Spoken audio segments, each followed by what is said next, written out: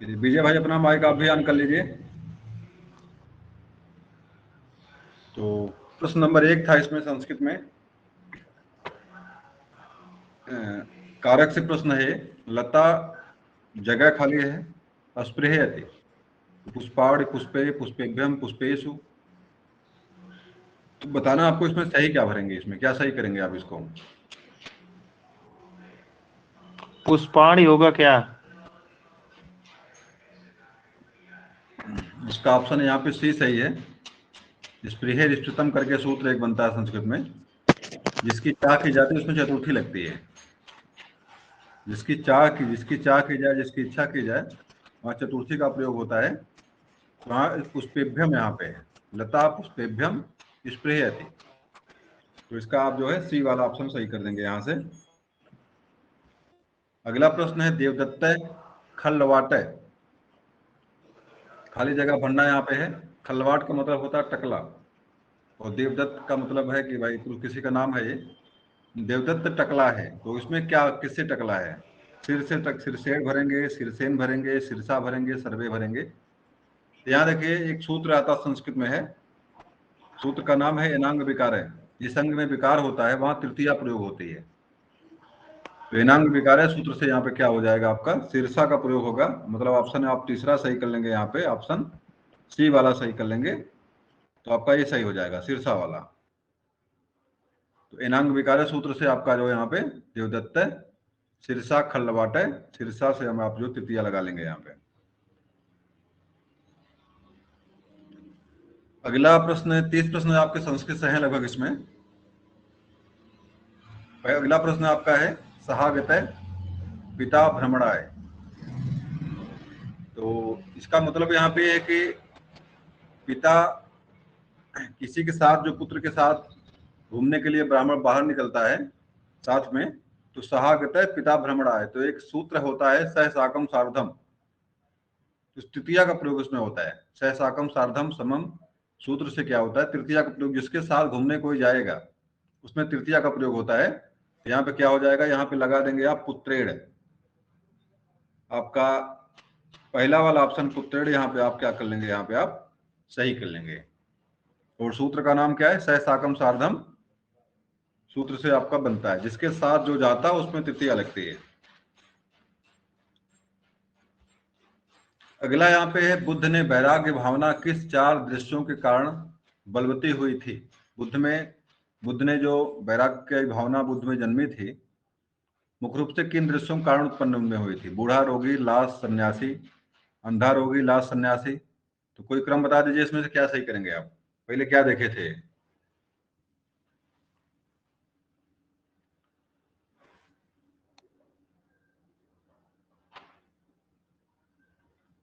क्या भाई तो बताइए, जवाब दीजिए, कोई इसमें से क्या सही करेंगे?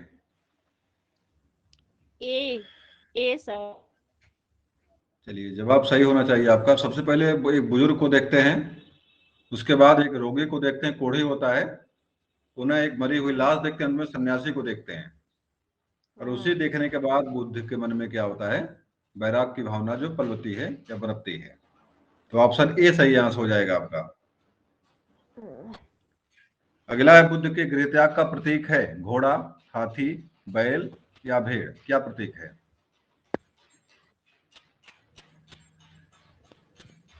बुद्ध के गृह त्याग का प्रतीक क्या है? घोड़ा है, हाथी है, बैल है, भेड़ है।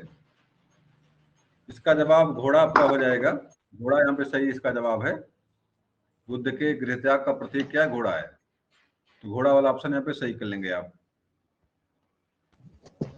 सांची क्यों विख्यात है? सांची क्यों विख्यात है? चट्टान काटकर बनाए गए मंदिर के कारण, सबसे बड़ा बौद्ध स्तूप है, गृह चित्रकारी है, अशोक वही सर। शिलालेख है। तो इसका जवाब बी वाला सही हो जाएगा। सबसे बड़ा बौद्ध स्तूप है। इसका निर्माण किसने करवाया था? सांची का स्तूप किसने बनवाया था? अशोक सम्राट। सम्राट अशोक ने बनवाया था। अभी कल चर्चा इस पर हम किए थे हम लोग। सांची का स्तूप जो एमपी में आपके है, सबसे बड़ा स्तूप जो आपका है, इसका निर्माण अशोक ने करवाया था। अशोक। अगला है, बेनगंगा तथा पेनगंगा किसकी सहायक नदी है? बेनगंगा और पेनगंगा किसकी सहायक नदी है? नदियों पर चर्चा हमारी हुई थी, गोदावरी, कृष्णा, गंगा, झेलम। क्या सही करेंगे?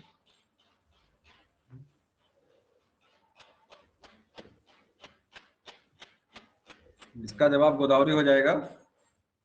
मुझे लग रहा है गोदावरी ही जवाब इसका होगा। जवाब देखते हैं, गोदावरी सही है।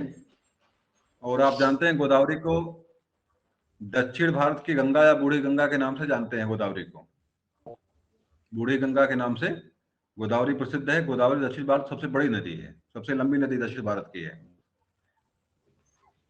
और आपके महाराष्ट्र से निकलती है, इसी किनारे इसी किनारे जो है कुंभ का मेला भी लगता है नासिक में, गोदावरी के तट पर नहीं लगता है। अगला देखिए, भारत की सबसे लंबी नदी जिसका उद्गम तथा मुहाना दोनों भारतीय क्षेत्र में स्थित है। तो बताइए भाई, क्या सही करेंगे इसमें? भारत की गंगा। सबसे लंबी नदी जिसका उद्गम और मुहाना दोनों मतलब गिरती जहां पे वो भी भारत में है, और जहां निकलती हुई भारत में। क्या सही करेंगे? ब्रह्मपुत्र। ब्रह्मपुत्र तो चाइना से निकलती है, तो उद्गम इसका चाइना में हो गया। अब बताइए, ब्रह्मपुत्र भी गई, गंगा। गंगा तो निकलती भारत में, गिरती जाकर पश्चिम बंगाल में, गिरती जाके बंगाल में है। इसका हाँ, मुहाना ये तो भी बंगाल में हो गया, बांग्लादेश में हो गया। ये भी नहीं हो गई। नर्मदा। अब बताइए, नर्मदा। दो ऑप्शन यहाँ पे, नर्मदा। दो ऑप्शन सही हो सकते हैं। नर्मदा सही होगा या तो आपका गोदावरी सही होगा। और मुझे लगता है यहाँ पे है इसका ऑप्शन गोदावरी सही हो सकता है, या गोदावरी सही देखता हूँ सही क्या करता है यहाँ पे। ऑप्शन बी गोदावरी सही है। वैसे सबसे लंबी नदी आपकी गंगा तो है, सबसे लंबी नदी भारत की गंगा है, 1525 किलोमीटर लंबाई इसकी है। गोदावरी की लंबाई 1310 किलोमीटर है। ब्रह्मपुत्र की लंबाई सर्वाधिक है नदियों में, क्योंकि निकलती है चीन से है और गिरती आकर पश्चिम बंगाल में है। पूरी लंबाई सबसे ज्यादा है भारत में बहने वाली नदियों में। और नर्मदा की बात करेंगे तो ये प्रतिरूप प्रवाह जो आपका है, जो जो हेलो। अरब सागर में गिरती आकर है, कि उसमें की सबसे लंबी नदी है नर्मदा नदी आपकी। चारों सबसे लंबी नदियां हैं, एक बार याद रखिएगा, पुनः एक बार सुन लीजिए। आपकी ब्रह्मपुत्र जो है भारत में बहने वाली सबसे लंबी नदी है। गोदावरी दक्षिण भारत की सबसे लंबी नदी है। गंगा भारत की सबसे लंबी नदी है। नर्मदा अरब सागर में गिरने वाली सबसे लंबी नदी है भारत की। तो इस तरह से आप जो चारों सबसे लंबी नदियां हैं इसमें, और इस तरह इसका जवाब हो जाएगा। आगे आ जाइए, भारत की सबसे बड़ी वाह नदी है, सबसे बड़ी वाह नदी कौन सी भारत की है? महानदी, गोदावरी, गंगा, नर्मदा। प्रवाह है। वही प्रवाह या वाह बात एक ही है, तो इसका जवाब हो जाएगा आपका गंगा। भारत की सबसे लंबी नदी जो है आपकी गंगा। अगला प्रश्न है, अंतस्थ वर्ण है, तो अंतस्थ वर्णों की संख्या कितनी है? ये है भाई। एक मिनट।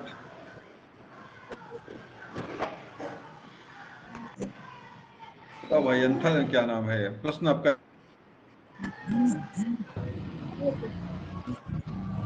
नंबर 1 आ गया।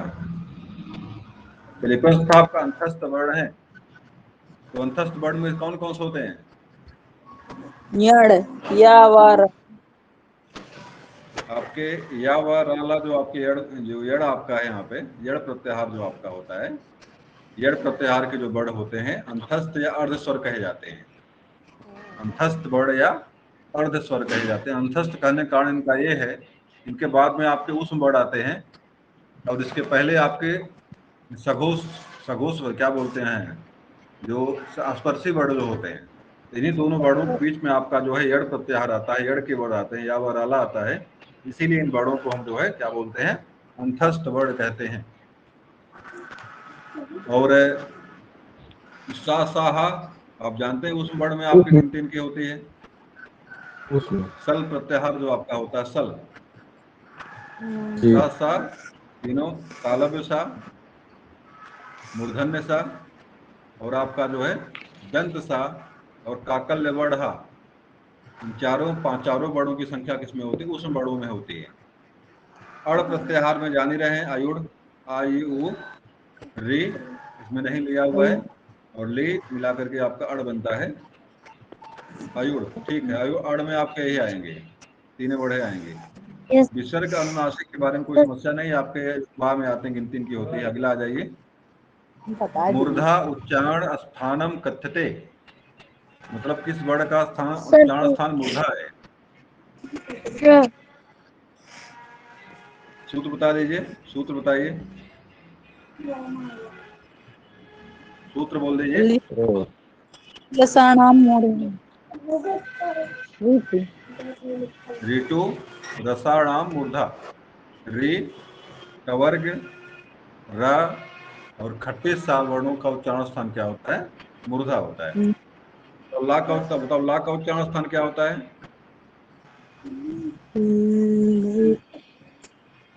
सूत्र बताइए पढ़ना। लसाणाम दंता लितु लसानाम दंता, लितु लितु लतानाम लसानाम दंता। बताओ या का, बताओ या का उच्चारण स्थान क्या होगा? यस सूत्र बताना है केवल आपको, सूत्र बताना केवल है, सूत्र बोलिए केवल। याक इचु यसानाम तालु, हाँ ये चाहिए सनाम तालुक इचु यसानाम तालु, नीचे वाला वर्ड ढक गया, छोड़ देता उसको मैं। अगला आपका है अस्वरस्य उच्चारणम स्थानम अस्ति, अस्वर का उच्चारण स्थान है ओष्ठो कंठ दंता मुखम मुखम। सूत्र बताइए भाई, सूत्र बोलिए इसका आ का। अकुह विसर्जनीय नाम कंठ अकुह विसर्जनीय नाम कंठ है, बिल्कुल सही है। अगले प्रश्न पे आ जाइए, या वर्णस्य उच्चारण स्थानम विद्यते, या वर्ण का उच्चारण स्थान क्या है? तालु अभी सूत्र हुआ था इचु ऐसा नाम तालु। आ हाँ जाइए, अगला प्रश्न है, व्यंजन का दूसरा नाम है, क्या नाम है भाई? हेलो व्यंजन का दूसरा नाम आपका है, संस्कृत में हल प्रत्याहार में आपके सारे व्यंजन आपके व्यंजन को हम क्या बोलेंगे? व्यंजन को हम हल कहते हैं। हाइब्रिड से लेकर के सस्सर हल हाँ तक के एकदम वर्ड भरल जो है। आपके व्यंजन आपके हैं वो हल में आपके आते हैं। हम ना भरले और यही से भी देखिए जमैली है। अजीत, तो और आवाज वो थी यहाँ, अच प्रत्याहार में आपके साथ प्रत्याहार में उस वर्ड आपके आते हैं और यह अंतस्थ वर्ड आते हैं, ये दिमाग में रखिएगा हमेशा। अच में संपूर्ण स्वर, सल में संघर्षी वर्ड आपके जो होते हैं, और यण प्रत्याहार में क्या आते हैं आपके आपके अंतस्थ यार वर्ड या अर्ध स्वर वर्ड जो होते हैं, इसमें यावर आला 4 वर्ड आपके इसमें आते हैं। व्यंजन के कुल कितने भेद होते हैं? ये 2 3 4 5 क्या सही करेंगे? 3 4 4 भेद होते हैं। पहला भेद भेद आपका स्पर्शी वाला इनका है, पुनः आपका अंतस्थ वाला है, पुनः ऊष्म वाला, पुनः संयुक्त वाला है। तो 4 प्रकार के वर्ड आपके जो है की गणना जो है व्यंजनों में होती है मुख्य रूप से। इसका जवाब रहेगा क्या आपका? 4 रहेगा आपका जवाब इसका। महेश्वर संस्कृत सूत्र में में कितने सूत्रों की गणना होती है? 14 14 इसका जवाब हो जाएगा 14 सूत्र उसमें होते हैं। 14 में 4 सूत्र जो है अच के लिए होते हैं और 10 सूत्र हल के लिए होते हैं। मतलब अच का मतलब स्वर और हल का मतलब व्यंजन है। अच प्रत्याहार के अंतर्गत आने वाले वर्ड हैं। अच प्रत्याहार में कौन कौन से वर्ड आएंगे? क्या सही करेंगे आई इसमें से? डी वाला कौन वाला ऑप्शन? डी वाला। मतलब संपूर्ण स्वर जो होते हैं अयोड अयोड रिलिक अयोग अयोज कि जितने भी वर्ड आपके आएंगे सारे वर्ड आपके जो है अच में आपके आ जाएंगे। तो डी वाला ऑप्शन सही हो जाएगा यहाँ से आपका। दीर्घ संधि का उदाहरण है रमेश, सदैव, शीश है और पावक है। सदैव। सी वाला ऑप्शन सी बताया आपने भी है, सदैव आपका गुण वृद्धि संधि का है। सदा धन है वृद्धि संधि का है ये। बताइए क्या सही करेंगे उस दीर्घ संधि के लिए? सी वाला सी ऑप्शन सी श्रीधन ईस है, बड़ी ई और बड़ी मिलकर श्री बनी है, श्रीधन ईस। और श्री से बना आपका है। बताओ रमेश में कौन संधि है?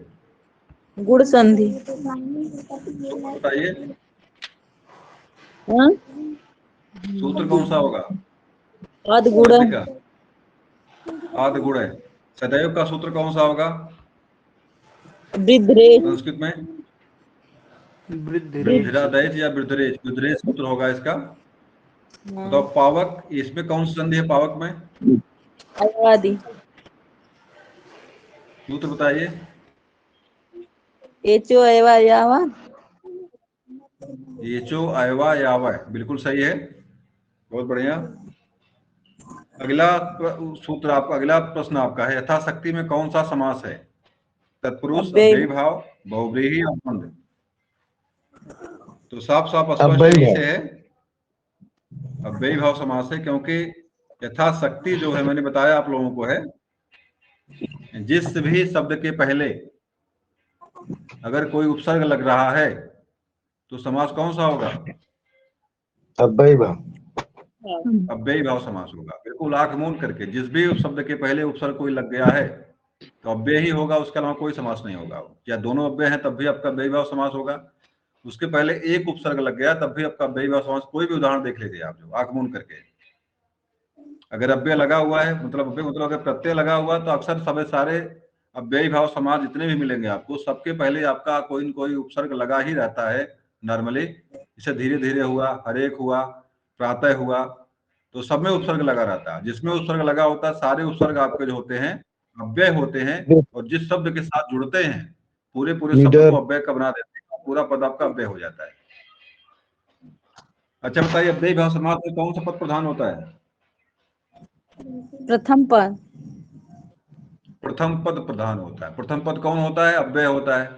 अव्यय का मतलब उपसर्ग होता है, और उपसर्ग हो गया तो अव्यय हो गया आपका। एक पद उपसर्ग रहेगा मतलब एक पद अव्यय और अगले पद को अव्यय बना देगा वो, इसलिए वो प्रधान है। प्रधान क्यों है? क्योंकि दूसरे पद को चेंज करने की क्षमता उसके पास है, इसीलिए अव्यय है वो, इसीलिए प्रधान पहला पद होगा। तो तत्पुरुष समास में कौन सा पद प्रधान होता है? तत्पुरुष समास में क्या? उत्तर पद। तत्पुरुष समास में कौन सा पद प्रधान होता है? उत्तर पद। उत्तर पद। उत्तर पद प्रधान होता है। कारण क्या है? क्योंकि बाद वाला पद जो होता है पहले वाले पद को चेंज करने की, परिवर्तित करने की क्षमता रखता है। जैसे जैसे आपका क्या होता है कि इसमें एक चीज और ध्यान दीजिएगा, पहला वाला पद ही जो होता है उसका लिंग चेंज होता है, उसका रूप बदलता है, ताकि बाद वाले में साथ कोई विभक्ति का प्रयोग। जैसे देखिए राजपुरुष है, ध्यान दीजिएगा, ध्यान दीजिएगा मेरे जब बात का ध्यान दीजिएगा। ऐसे आपके हिंदी में होता है राजा, राजपुरुष तो राजा का पुरुष। यहाँ पे जो विभक्ति चिन्ह लगता है पहले वाले में लगती है, दूसरे वाला शब्द जो होता है बिल्कुल जम करते हुए रहता है। संस्कृत में जब संस्कृत में जब आपका जो रूप चलता है तो राज्ञ पुरुष हो जाता है, तो राज्ञ चेंज होगा तो राज्ञ का लिंग बदलेगा। कोई कभी प्रथमा में रहेगा, कभी आपका जो है कि द्वितीया में रहेगा, कभी तृतीया में रहेगा, कभी चतुर्थी में। देखिए एक चीज और याद रखिएगा, तत्पुरुष समास में प्रथमा और संबोधन का जो है नहीं बनता है, प्रथमा और संबोधन का कारक नहीं बनता उसमें। द्वितीय कारक तत्पुरुष बनेगा, तृतीय तत्पुरुष बनेगा, चतुर्थी तत्पुरुष बनेगा, मतलब कर्म कारक, करण कारक, संप्रदान कारक, अपादान कारक, संबंध कारक, अधिकरण कारक तत्पुरुष बनता है, लेकिन उसका प्रथमा और अंतिम वाला नहीं बनता। कारण क्या है कि प्रथमा बनेगा अगर तो दोनों प्रथमा में हो जाएगा, इसलिए उसका चिन्ह नहीं बनता है। संबोधन में बनेगा अगर तो संबोधन में प्रथमा होता है, प्रथमा दोनों प्रथमा हो जाएगा। तो चूंकि प्रधान अंतिम वाला होता है, मतलब अंतिम वाले में कोई चेंजिंग नहीं होनी चाहिए, पहले वाले में चेंजिंग हो, इसलिए उसमें आपका क्या होता है? तत्पुरुष समास होता है। इसको संस्कृत पढ़ेंगे तब समझ में आपको ज्यादा आएगा। अच्छा बताओ बहुब्रीहि समास में क्या होता है? कौन पद प्रधान बहुब्रीहि समास में होता है? बहुब्रीहि में जो है कोई, बहुब्रीहि में कोई प्रधान नहीं होता बल्कि तीसरा इसमें हो जाता है। अन्य पद प्रधान यहाँ पे होता है। अन्य बहुब्रीहि पद समास प्रधान। में अन्य पद प्रधान होता है। एक चीज याद हमेशा रखिएगा, सारे यौगिक रूढ़ शब्द जो होते हैं सब में बहुब्रीहि समास होता है। योग रूढ़ शब्द जो भी मिलेंगे आपको, जैसे पंकज हो गया आपका, या जो भी शब्द आपके योग रूढ़ मिले, या बहुब्रीहि समास का कोई उदाहरण परीक्षा में दे दे, आपको पूछे कि इसमें से कैसा है, योग है, योग रूढ़ है, यौगिक है, अगर बहुब्रीहि समास का उदाहरण अगर है, वो जान जाइए साफ साफ क्या है, योग रूढ़ है। अगर बहुब्रीहि समास को पूछे कि ये योग है, यौगिक है, क्या है, तो आप साफ साफ जाने का योग रूढ़ है। तो द्वंद्व समास, दोनों पद प्रधान हैं।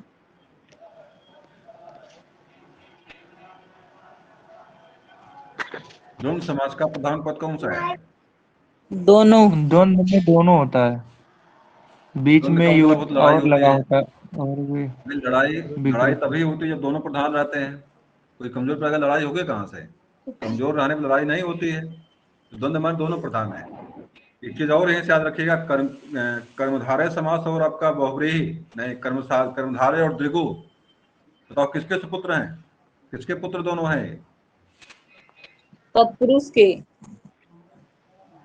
तत्पुरुष के ही सुपुत्र हैं। मतलब इसमें क्या हो गया, कर्मधारय में और आपका आपका जो द्विगु में प्रधान कौन पद होगा? क्या? प्रधान कौन होगा? कर्मधारय में द्विगु समास में प्रधान पद कौन होगा? सर उसमें भी वही होगा। हाँ, जो जो आपका जो तत्पुरुष समास में होता है, वही वही व्यवस्था पूरी तरह से आपके जो है कर्मधारय में और द्विगु में भी पुरुषों कर रहे समास के दोनों सुपुत्र हैं। अंतर दोनों में इतना होता है, कर्मधारय जो होता है क्या बोलते हैं, उपमेय उपमान को लेकर चर्चा करता है, और द्विगु होता है जो संख्या को लेकर बात करता है। बातें सब सेम है। तत्पुरुष समास के सुपुत्र हैं कर्मधारय और द्विगु, इसलिए समास की संख्या 4 ही मानी गई। लेकिन हिंदी में बाकी चीजों में इसको 5 या हिंदी संस्कृत में भी 6 बनाया गया, माना गया, 7-6 गणना होती है। आ जाइए आगे। पितरों में समास है। अब बेभाव बहुब्रीहि द्वंद्व, द्वंद्व कैसे बताइए है? पितरों में द्वंद्व कैसे? दोनों पद पर लगे। पितरौ, माता चा पिता और पितर। पिता। माता च पिता च, माता च पिता च। इसका अब आप विग्रह करेंगे संस्कृत में तो पितरों का, तो माता च पिता च बनता है। अगर यही में मातरो लिख दे तो बताओ क्या करोगे? मान लो मातरो लिख दे यहाँ पे, मातरो, तब क्या करोगे? भी वही पिता होगा, और तब समास कौन सा हो जाएगा? यही होगा। द्वंद्व समास। मात्राओं लिखने पर पीछे विग्रह बताओ क्या करेंगे आप? मात्राओं लिखने पर विग्रह क्या करेंगे? माता चा पिता पितरम, पिता चा माता हो जाए। यही यही बनेगा। जैसे पिता से माता से बना, वैसे माता से पिता से बनेगा वो। मतलब बातें पितरों लिखे चाहे मातरों लिखे, दोनों का मतलब एक ही है। दोनों बहुवचन में माता पिता के लिए दोनों प्रयोग में आते हैं। अगला आ जाइए। पुत्रेण स माता गच्छति, यहाँ पुत्रेण पद में कौन सी विभक्ति है? तृतीया। तृतीया तृतीया, कौन सही करें? बी सी तृतीय डी में से कौन सही करेंगे? तृतीया। तृतीया। सूत्र बताइए, सूत्र कौन सा है? संयुक्त प्रधान नहीं, ये नहीं है। साधक करणम। सह साकम सार्धम, सह साकम सार्धम समम, इस तरह के सूत्र है। सह मतलब साथ के अर्थ में, साथ के अर्थ में जो तृतीया के लोग जिसके साथ जाते हैं वहां तृतीया लगती है। अहम पुस्तकम पठामि को कर्मवाद में बदलिए, क्या सही करेंगे? मया पुस्तकम पठ्यते। कौन सही करेंगे? बी सी डी में से कौन सही करेंगे? सी वाला। सी वाला है, डी वाला, दोनों तो सी एक वाला जैसे सही, हैं। इसका बनेगा सी वाला। यहाँ देखिए सी गलती वाला। इतने मात्र हुई यहाँ पे है, यहाँ पे पठेते हो गया, यहाँ पर भी मात्रा लग गई यहाँ पे, अरे यहाँ पे मात्रा नहीं है। ये इतने अंतर दोनों में केवल है, तो यहाँ पे गलत हो जाएगा और यहाँ पे क्या हो जाएगा? यहाँ पर यह सही हो जाएगा। तो मया पुस्तकम पठ्यते, पठ्यते नहीं है पठ्यते, लभते लभेते लभंते, चेंज हुआ इस तरह से। अगला आ जाइए। पा कत्वा मिलकर बनेगा पीत्वा, पात्वा, पीत्वा। क्या? आप सही करेंगे? चलिए बी बी वाला। वाला सही, इसका जवाब सही आता है, बी वाला सही है।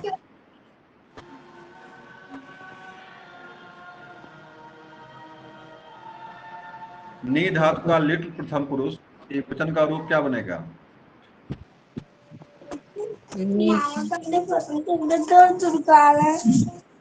आहे कहना दरवाजा बंद। बताइए भाई क्या सही करेंगे इसको? नी धातु का बी वाला बी वाला सही करेंगे। देखिए यहाँ पे देखिए टिक लगा था, भूल गया, देखो टिक लगा था बी वाला यहाँ पे। ये बी वाला, तब बी वाला सही हो जाएगा निश्चित ही।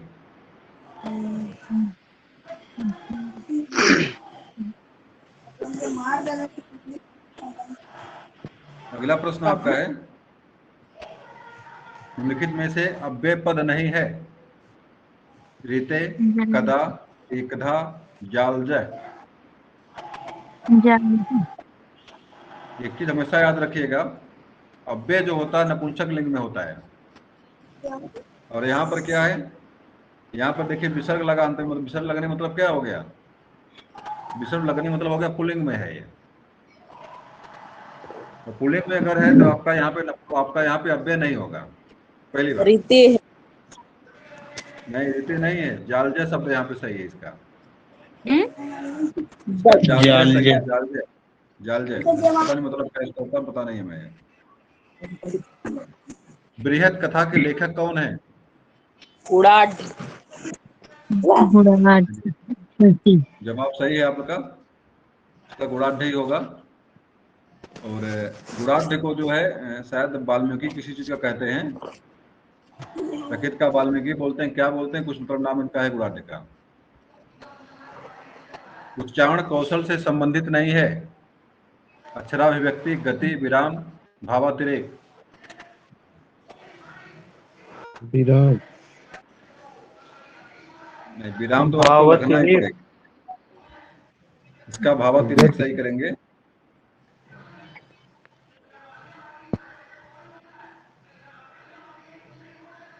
इसका आपका सही जवाब हो जाएगा भावातिरेक। आपका अंतिम इसमें जो है भावातिरेक वाला जो है, मतलब भाव, अगर भाव सही नहीं निकला तो कोई बात नहीं है, उच्चारण स्थान का समस्या नहीं होगा। सुनने में गलती कर गया, चलो ठीक है, इसका भावातिरेक हो जाएगा यहाँ पे, जब आप भावातिरेक सही कर लेंगे। अगला यहाँ पे है, निम्नलिखित में से कौन संस्कृत पद्धति है? इसमें से एक पद्धति संस्कृत वाली है, निम्नलिखित में से कौन संस्कृत पद्धति है? व्याकरण सभी है। पद्धति, अनुवाद पद्धति, विश्लेषणात्मक पद्धति और उपयुक्त सभी। इसका सभी वाला सही करेंगे, सभी वाला सही इसमें है। सही है सर। हाँ सभी सही है इसका।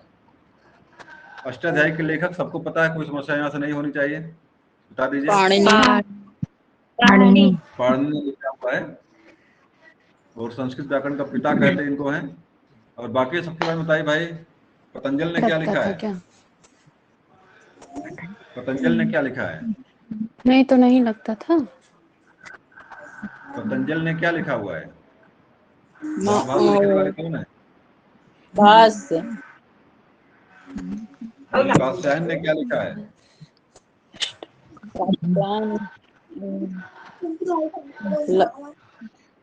वार्तिक कौन लिखा है? वार्तिक वही यही कात्यायन लिखी। तो कब तक आएगा ये सब आप लोगों को आएगा? आ रहा भाई है। त्रिमुनि के नाम से प्रसिद्ध है तीनों ये, पाणिनि, पतंजलि और कात्यायन त्रिमुनि के नाम से प्रसिद्ध है, जहाँ आना चाहिए आप लोगों को। कौन क्या लिखा हुआ है? चलिए, अयादि संधि का सूत्र है, क्या सूत्र है? ये तो आएगा डी वाला ऑप्शन सही यहाँ हो जाएगा, ऑप्शन आपका डी सही हो जाएगा यहाँ पे, एच ओ आया हुआ है।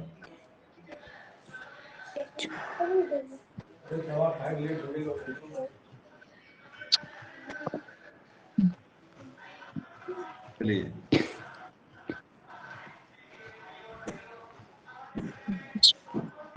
इसका ऑप्शन आपका डी सही हो गया, एच ओ आया वाला सही हो जाएगा यहाँ से।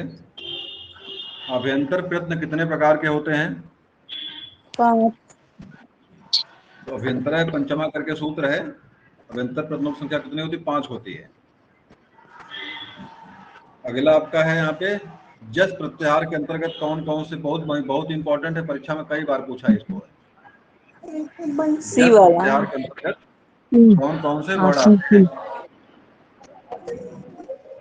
तो आपका जवाब हो जाएगा आपका यहाँ पे जस प्रत्यय के अंतर्गत आपके जो त्रि अक्षर, जो तीसरा अक्षर वाले वर्ड वाले अक्षर होते हैं, हाँ जैसे का, खा, जा, छा, जा, ता, था, का, दा, मतलब तृतीय वर्ण जो होते हैं, जो तृतीयाक्षर जो होते हैं, जो आपके स्पर्श व्यंजन के, वो आपके किस में आते हैं? जस प्रत्याहार में आपके आते हैं।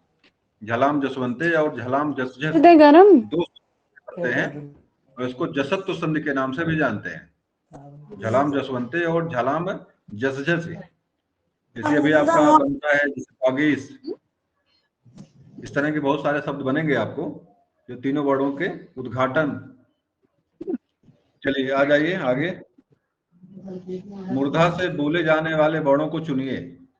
चुनना आपको, मूर्धा से कौन कौन से वर्ड बोले जाते, सूत्र वही आपका है, बता दीजिए क्या सही करेंगे इसमें से, इसको सही करेंगे, किसको सही करेंगे, किसको सही करेंगे इसमें से? ये ऑप्शन सही नाम है। मूर्धा, ए। री, वर्ग, रीड र और ए, री, ऋतु रसाणाम मूर्धा। री टू माने वर्ग पूरा आपका, और र और स खट्टी सा मूर्धन्य सा, इनका उच्चारण स्थान क्या है? मूर्धा है। डॉप्सन इकाई किसके मापन के लिए बनाई गई है? ओजोन घनत्व। चलिए बहुत बढ़िया। इसका जवाब हो जाएगा आपका ओजोन परत की मोटाई मापने के लिए डॉप्सन जो है, डॉप्सन इकाई, डॉप्सन मतलब बनाई जाती है। तो ओजोन का सूत्र क्या है? O3 O3 है। इसका क्षरण कौन सी गैस करती है ओजोन का? CFC chlorofluorocarbon. क्लोरोफ्लोरोकार्बन या CFC, क्लोरीन फ्लोरीन कार्बन या CFC, जो भी कह लीजिए। अगला प्रश्न पे आ जाइए। मानस राष्ट्रीय उद्यान किस प्रदेश में है? असम। अभी इस पर हमने एक सूत्र बताया था आप लोगों को। असम के एक काजी ने एक भले मानस को गर्म पानी पिलाकर जल्दी जल्दी मार डाला, जल्दी से मार डाला। तो आपका असम में चारों ध्यान जो आपका काजीरंगा, मानस, जल्दपारा और गर्म पानी, और दो अभ्यारण इसको और भी मिले हैं, राष्ट्रीय पार्क दो और मिले असम को, इसको पढ़ लीजिएगा, परीक्षा में प्रश्न आपसे यहाँ से पूछेगा जरूर।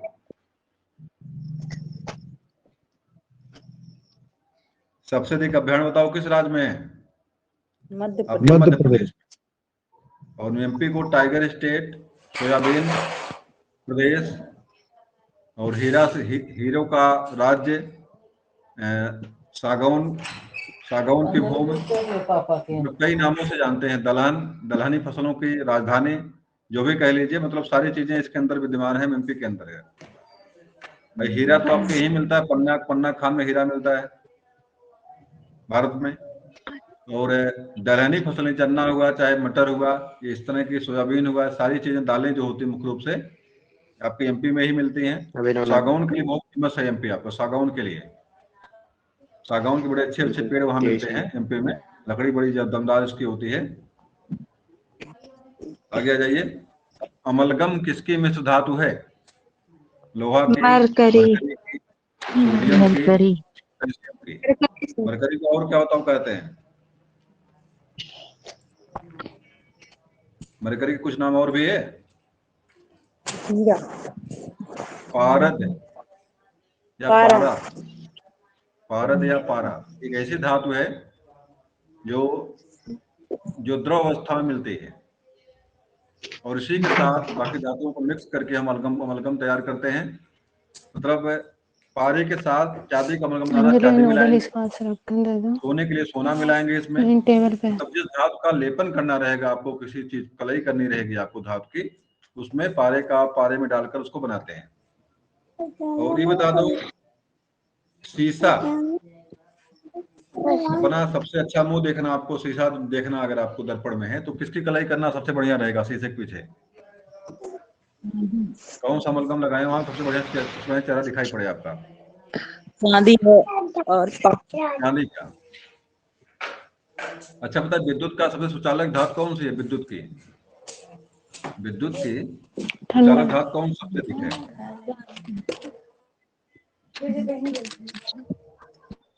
कोई बताए भाई। विद्युत की चांदी। चांदी ही है, बिल्कुल सही है। तो सबसे तन्य धातु कौन सी है? सबसे तन्य धातु कौन सी है? हीरा। सोना।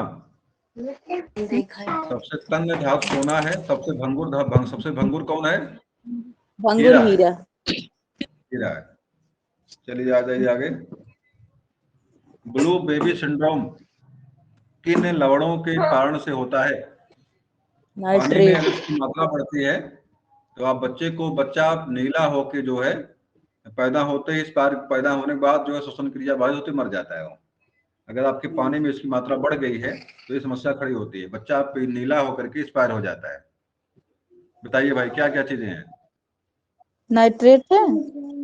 बिल्कुल इसका जवाब है नाइट्रेट। इसकी कोई मात्रा नियत होती है, उसकी मात्रा के बाद अगर पानी में अगर नाइट्रेट की मात्रा बढ़ गई अगर है तो गर्भवती महिलाओं में गर्भपात होना, और गर्भपात के साथ साथ बच्चा मान लीजिए नॉर्मली पैदा भी होता है, पैदा हुआ ठीक रहेगा, 1-2 घंटा के अंदर जो है रिएक्शन होगा और बच्चा नीला पड़ेगा, और नीला पड़ के क्या हो जाएगा? मर जाएगा।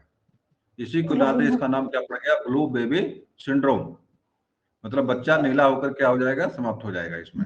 इसीलिए इसको नाइट्रेट पानी में मात्रा अगर बढ़ी हुई है इस पर जांच करवाइए, और उसके बाद कोई समस्या इस तरह देखिए उसको। अगला है, न्यूट्रॉन की खोज के लिए एक नोबेल पुरस्कार किसे दिया गया था? ईटा पर नाचे सूत्र है। चैडविक। ईटा चेडविक। तो नाचे न्यूट्रॉन और नाचे चैडविक। बताओ रदरफोर्ड ने किसी खोज किया था? पर जी सर। प्रोटॉन की। पर माने प्रोटॉन, पास है प्रोटॉन, रास रदरफोर्ड है। और ईटा, ईटा फॉर क्या है? इलेक्ट्रॉन। इलेक्ट्रॉन टा थॉमसन। फॉर क्या है? टा फॉर थॉमसन है। तो ईटा फॉर, ई फॉर इलेक्ट्रॉन है, टा फॉर थॉमसन, या थॉमसन जो भी कह लीजिए। तो चैडविक हो गए आपके न्यूट्रॉन के, रदरफोर्ड हो गए प्रोटॉन के, और इलेक्ट्रॉन के हो गए थॉमसन या थॉमसन। ये चीजें आपका है। सीसा का सबसे महत्वपूर्ण अयस्क है क्या है? ये पहले वाला सही है, गैलेना। सीसा का जो सबसे महत्वपूर्ण अयस्क आपका गैलेना है। अगला आ वाले में जाइए। दिया था। लोहे का शुद्धतम रूप कौन सा है? स्टील, ढलवा लोहा, कच्चा लोहा, पिटवा लोहा। कच्चा लोहा। पीटवा लोहा। पीटवा लोहा। पिटवा पिटवा लोहा। कच्चा लोहा कोई होता नहीं है भाई। कोई कच्चा लोहा शब्दावली भले यहाँ पे है, कच्चा लोहा नहीं, पिटवा लोहा होता है। जी सर। और सबसे शुद्ध लोहे का सबसे शुद्ध रूप माना जाता है। बहुत नरम इसका होता है, मुड़ जाता, बड़े आराम से मुड़ता है, और टाइट नहीं होता है। लोहे को टाइट करने के लिए जो है, लोहे को मजबूत बनाने के लिए उसमें हम क्या मिलाते हैं? कार्बन मिक्स करते हैं उसमें, तब जाके लोहा जो है आपका टाइट होता है। बहुत हार्ड होता है, तुरंत टूट जाएगा लेकिन मुड़ेगा नहीं हो। किस किस्म की मिट्टी में जिप्सम का प्रयोग करके उसे फसल उगाने के उपयुक्त बनाया जाता है? क्षारीय मिट्टी, अम्लीय मिट्टी, जलाक्रांत मिट्टी, जिस मिट्टी में मटियार की मात्रा अधिक हो। क्या सही करेंगे? जिप्सम का प्रयोग डी किसमें करते हैं? डी अम्लीय में। क्या सही करेंगे? डी वाला। इसका जवाब है क्षारीय। जी सर। क्षारीय मृदा में जी सर। जिप्सम का प्रयोग करके जो मिट्टी सुधार करते हैं, क्षारीय मृदा में जिप्सम डाल करके मिट्टी को सुधारते हैं। और आप जानते हैं कि एक पीओपी करके बनता है, पीओपी, क्या नाम, प्लास्टर ऑफ पेरिस, जिसका मुख्य अवयव कौन सा आपका? जिप्सम होता है।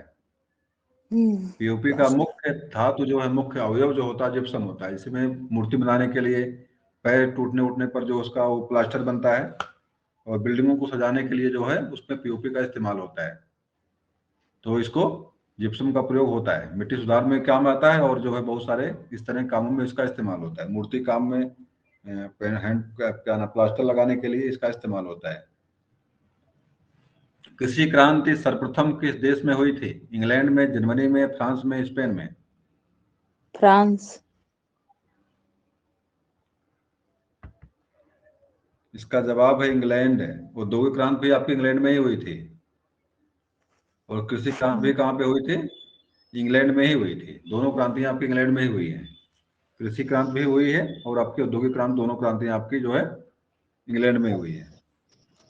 नेपोलियन बोनापार्ट ने जब ब्रिटिश के आगे समर्पण कर दिया था तो उसे किस द्वीप पर रख भेजा गया था? सेंट हेलेना उत्तर अटलांटिक, सेंट हेलेना दक्षिण अटलांटिक, क्या सही करेंगे? सही पता नहीं। ऑप्शन बी सही है। बी नहीं सही है, इसका ऑप्शन जो है ए सही है, ए पहला वाला। हेलेना पहली बात तो जो विश्व आपका है, जो धरती है, उसके दो ध्रुव है, उत्तरी ध्रुव और दक्षिणी ध्रुव। तो ये उत्तरी ध्रुव तो यहीं पड़ता है ना आपका, इंग्लैंड और लंदन जो आपके यहीं पर है, ब्रिटेन फ्रांस जो यूरोप आपका यहीं पर है, तो आपको रखा तो इसको यहीं जाएगा, इसको रखा यहीं पे गया था, सेंट हेलेना द्वीप में रखा गया था, नीचे नहीं रखा गया था। सिंधु सभ्यता की क्या विशेषता रही है? पिरामिड, विशाल स्नानागार, जुगुरात और हैंगिंग गार्डन, क्या सही करेंगे? काला स्नानागार। बिल्कुल जवाब सही है। एक विस्तृत नगरीय व्यवस्था थी सिंधु घाटी सभ्यता, और जो मिले यहाँ पे हैं विशाल स्नानागार इसकी विशेषता में शामिल है। तो पिरामिड विशेषता कहाँ की है? पिरामिड मिस्र की। मेसोपोटामिया या मिस्र, दोनों बातें आप कह सकते हैं। मिस्र के भी से कह सकते हैं, इजिप्ट भी नाम उसका मिस्र का नाम है। कभी कभी आपको दुविधा में डालने के लिए वहां पे इजिप्ट दे देता है। इजिप्ट, इजिप्ट का मतलब क्या होता है? मिस्र ही होता है। और पिरामिड जो है आपका मुख्य रूप से वहीं मिलता है। तो पिरामिड में करते क्या थे लोग? पिरामिड किसके लिए बनाए जाते थे? मतलब उसमें लाश रखते, किसकी लाश रखते थे? मुर्दों को सिर्फ मुर्दों को मम्मी लगा के रखते थे। क्या सबकी लाशें उसमें रखी जाती थी, किसी विशेष लाशें रखी जाती थी? पता नहीं, किसी विशेष विशेष की। वहां के राजाओं की, इसको हम फराओ कहते थे, वहां के राजाओं फराओ। और उनकी लाश को जो है मसाला लगाकर वो लोग रखते थे उसमें। भाई सबके बस का था पिरामिड का निर्माण सभी लोग करा पाएंगे? सबके बस की बात नहीं थी पिरामिड निर्माण करना। राजा लोग ही उसमें दफनाए जाते थे, और उनके दफनाने की जगह को मम्मी कहते थे, मम्मी। और वहां के राजाओं को फराओ कहा जाता था, फराओ। चलिए हैंगिंग बताओ है अगला। देखिए जब प्रश्न यहाँ पे हैंगिंग गार्डन है, बताओ ये कहाँ मिलता है? हैंगिंग गार्डन कहाँ पे है, किस राज्य में है? नहीं पता। भारत में तो है। हैंगिंग माने झूलता हुआ बगीचा।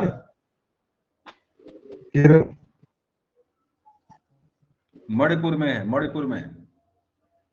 अब उस मणिपुर में है, उसका नाम, बगीचे का नाम मुझे नहीं याद आ रहा है, पता नहीं कहा, थम्बो पाव करके है। और वहीं पर नाचने वाला मृग मिलता है, थाम्बिन, जो डांस करता है, मृग नाचता है। मणिपुर में। उसका नाम याद नहीं आ रहा, कौन सा मणिपुर में है। गुरुत्वाकर्षण के सिद्धांत का प्रतिपादन कौन था? गैलीलियो, कोपरनिकस, न्यूटन, न्यूटन ने किया था। बताओ पुस्तक बताओ, इसके क्या नाम था पुस्तक इसके? पुस्तक का नाम बता दो इसके, जाने इस पुस्तक में इसने उल्लेख किया है अपने न्यूटन सिद्धांत का, सिद्धांत से उल्लेख कहाँ किया इसने? इसकी पुस्तक का नाम शायद प्रिंसिपिया है। प्रिंसिपिया इसकी पुस्तक का नाम शायद प्रिंसिपिया है। प्रिंसिपिया है। हाँ, गैलीलियो ने कौन सा आविष्कार किया था? गैलीलियो ने दूरबीन। हाँ, सौरमंडल की खोज किया था इसने, और दूरबीन का आविष्कारक था ये। गैलीलियो दूरबीन का आविष्कार किसी ने पहले खोज के देखा, ग्रहों की गति का जो पता करने वाला पहले यही था। और इसी को जो है डर के मारे बेचारा के सोचा कि हम पोप हमको हमारे पर कार्रवाई ना कोई कर दे, डर के मारे अपने सिद्धांत को छिपा लिया इसने। इसके मरने के बाद जो है जो सिद्धांत लिखा था इसने ग्रहों पर, वो बाद में प्रकाश में आता है, फोकस में आता है, लेकिन जिंदा रहते हुए इसने इस सिद्धांत का उत्पादन बंद कर दिया था सर, जेल में क्या हुआ था? छोड़ा इसको जेल में बंद कर देते हैं। कहा कि उसको जो है नहीं, जेल में नहीं बंद हुआ था ये। हाँ हाँ, कुछ हुआ था इस तरह से, बाद में उसने कहा कि चलिए इसको प्रकाशित नहीं करेंगे इसका। लेकिन ये जानिएगा कि गैलीलियो की आंख जो है, सूर्य को देखने के चक्कर में उसकी आंखें खराब हो गई थी गैलीलियो की। पहले पहले जो है, पहले जो ग्रहों को देखता है तो आंखें ठीक थी, उसके बाद कहा कि अब सूर्य को भी देखें भैया ये कैसे कैसे है। तो उसकी आंखों में ज्योत के कारण उसकी आंखें क्या हो गई, खराब हो गई गैलीलियो की, अंधा हो जाता है वहीं से वो। और कोपरनिकस बताओ, कोपरनिकस ने कौन सा काम किया था? कोपरनिकस ने पृथ्वी प्रथम बार इसने बताया था कि सूरज नहीं घूमता है, कौन घूमती है? यहाँ पृथ्वी। पृथ्वी चक्कर मारती है। इसके पहले आपके वेदों पुराणों में यही लिखा हुआ है, सूरज सूरज जो है, पृथ्वी स्थिर, सूरज चक्कर मारता है। लेकिन गलित प्रथम बार कोपरनिकस ने कहा कि नहीं नहीं, ये गलत फार्मूला, गलत आप लोगों का है, पृथ्वी घूमती सूरज स्थिर है। ये सिद्धांत प्रथम बार देने वाला आपका जो था, मतलब पृथ्वी परिक्रमण का सिद्धांत देने वाला प्रथम बार कौन था? कोपरनिकस था। और इसको जिंदा जला दिया गया था कोपरनिकस को। कोपरनिकस को पोप ने जो है जिंदा जला दिया था, सिद्धांत के उसके विरुद्ध क्योंकि बोला था इसने, क्योंकि पोप का मानता था कि पृथ्वी, सूरज स्थिर है, पृथ्वी घूमती है। नहीं नहीं, नहीं, सूरज पृथ्वी स्थिर है, सूरज घूमता है। और उसने कहा नहीं नहीं, जो बता रहे हो गलत है, पृथ्वी स्थिर है, नहीं नहीं, सूरज स्थिर है, पृथ्वी घूमती है, इसने बताया था, कोपरनिकस ने ये कहा था। इसी चक्कर में उसको जिंदा जला दिया गया था। जी सर। आगे आ जाइए। कोलंबस ने अमेरिका की खोज कब की थी? 1492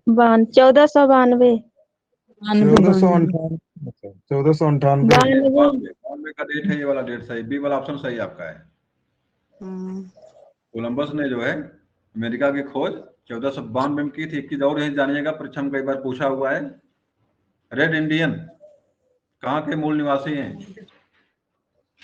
अमेरिका। वो अमेरिका के हैं। कोलंबस वास्तव में आपके ने जो पुर्तगाल से जो है भारत के लिए बाहर निकला था, वहां से भारत खोजने के लिए बाहर निकला था। गलती से कहाँ पहुंच गया है? गलती से पहुंच गया उत्तरी अमेरिका। और वहां जाकर देखता है तो यहाँ के लोग लाल लाल रंग के थे, मतलब उनका कलर लाल रंग का था। तो उसको लगा कि भाई अरे भारतीय लोग लाल लाल रंग के हैं, तो क्या नाम दे दिया इसने नाम को दे दिया रेड इंडियन नाम दे दिया। और वही जनजात जो है, वहां की जनजात जो मूल निवासी वहां के लोग थे, रेड इंडियन के नाम से फेमस हो गए। आगे आ जाइए। इलियड व ओडिसी का लेखक है? Herodotus confuse. ये होमर है। होमर बहुत महत्वपूर्ण रचनाएं दोनों हैं, बहुत परीक्षा में पूछी जाती हैं। अब इसमें तो नहीं आ रही हैं, ये प्राचीन रचनाएं हैं। हेरोडोटस इतिहास का पिता कहा जाता है इसको। हेरोडोटस को इतिहास का फादर ऑफ हिस्ट्री कहते हैं। कन्फ्यूशियस ने चाइना में जो है कन्फ्यूशियस धर्म चलाया था इसने। हम्मुराबी एक लिपि है जो आपके सऊदिया मिली थी, हम्मुराबी, या शासक भी था, शायद कोई शासक भी था हम्मुराबी, और उसकी वहां लिपि मिलती है सऊदिया में। लेकिन इलियड और ओडिसी का लेखक कौन? यहाँ पे होमर है। वायु में ध्वनि का वेग तापमान के साथ बढ़ने से घटता है, तापमान के घटने से बढ़ता है। क्या सही करेंगे बताइए, इसमें क्या सही करेंगे आप? क्या वायु में ध्वनि के वेग का कोई प्रभाव पड़ता है तापमान घटने बढ़ने से? नहीं। इसका जवाब आप सी सही कर देंगे। तापमान का वायु के वेग पर कोई, तापमान का ध्वनि के वेग पर कोई प्रभाव नहीं पड़ता है। नहीं। इसका सी वाला सही कर देंगे आप, तापमान से कोई प्रभाव उसको नहीं पड़ता। हाँ, आर्द्रता बढ़ने घटने से प्रभावित होता है उसको। आर्द्रता बढ़ेगी घटेगी तो दिक्कत होती है उसको, मतलब बढ़ती घटती है वो, लेकिन तापमान के बढ़ने घटने से कोई प्रभाव उसको नहीं होता। काकोरी ट्रेन डकैती में चंद्रशेखर आजाद का सहयोग किस महिला ने किया था? राजकुमारी गुप्ता। ये राजकुमारी गुप्ता हैं। कम से कम उस समय भी महिलाएं जो है कम से कम ऐसे कामों में आगे आई, बहुत बड़ी बात थी। जब बिल्कुल जो है अभी भी बाहर नहीं निकलते लोग हैं, ये तो उस समय लड़ी लड़ी मतलब इतना लड़ने वाला काम जानिए है ये, अंग्रेजों से जान जोखिम में डालना। श्रीरंगपट्टनम में टी ऑफ लिबर्टी स्वतंत्रता का पेड़ का पौधारोपण किसने किया था? टीपू सुल्तान। श्रीरंगपट्टनम में टीपू सुल्तान था टीपू सुल्तान। और बोल्शेविक क्रांति फ्रांस की क्रांति से प्रभावित था ये, और वहीं की क्रांति प्रभावित होकर उसने जो है अपने श्रीरंगपट्टनम राजधानी जो थी इसके उसने जो है स्वतंत्रता का पेड़ वहां पे लगाया था। इसका जवाब क्या हो जाएगा आपका? टीपू इसका जवाब हो जाएगा टीपू सुल्तान।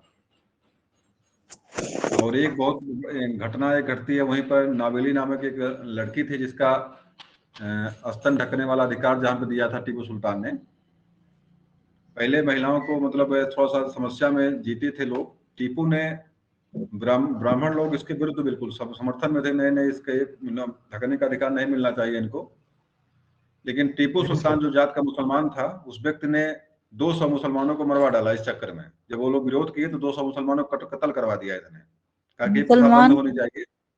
ब्राह्मण। तो हाँ हाँ 200 ब्राह्मणों को मरवा डाला था टीपू सुल्तान ने, और तब से जाकर के प्रथा बंद होती है। लेकिन अभी भी अभी दक्षिण भारत में चले जाइए, क्या नाम है, तिरुपति का मंदिर जो था, दास प्रथा जहाँ पे, दासी प्रथा जहाँ पे थी, अभी जल्दी तक जो वहां पे महिलाओं को जो ढकने का अधिकार नहीं था। अभी सबरीमाला मंदिर था जहाँ पे महिलाओं को जाने का अधिकार नहीं, मतलब वहां पे दर्शन नहीं कर सकते वो लोग। और ऐसे मंदिरों में दिन रात जो है लगी हुई महिलाएं एकदम आंख मूंद करके लगी हुई हैं, बाबाओं का चरण चाप कर रही हैं। लेकिन क्यों, कारण क्या है? क्योंकि अपने बारे में इतिहास कभी पढ़ी नहीं वो लोग, कि मतलब मेरे साथ क्या क्या किया गया है। दासी प्रथा से लेकर के सती प्रथा से लेकर के सारे कांडों ने, ये सब ब्राह्मणों के देन है और किसी और के नहीं है। उसी ब्राह्मणों के चरणों में लोग जा जा करके जो है माथा टेक रहे हैं, पाव पड़ रहे हैं, क्योंकि उनको दिन भर वही राम और कृष्ण के चक्कर में जो है झूम रहे हैं। पढ़ने लिखने वाला कोई काम करना नहीं उनको, ना ही कुछ पढ़ते हैं, जो सुनते हैं वही सुनाते हैं।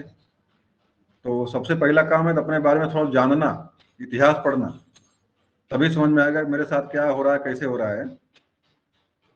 तो टीपू सुल्तान ने एक काम किया था वहां पे श्रीरंगपट्टनम में।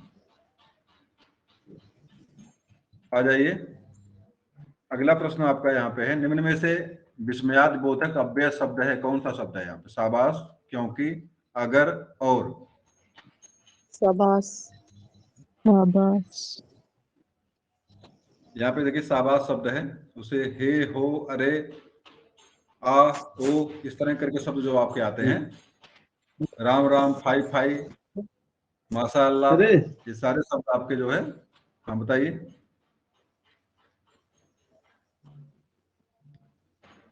ये सारे शब्द आपको आपके नहीं बोले बोधक आते हैं। भाई बोधाबादी हो रही क्या? आप चलिए, अगला अगला प्रश्न आपका यहाँ पे है, वह फटाफट गाड़ी पर चढ़ गया, इस पंक्ति में फटाफट शब्द है क्या है?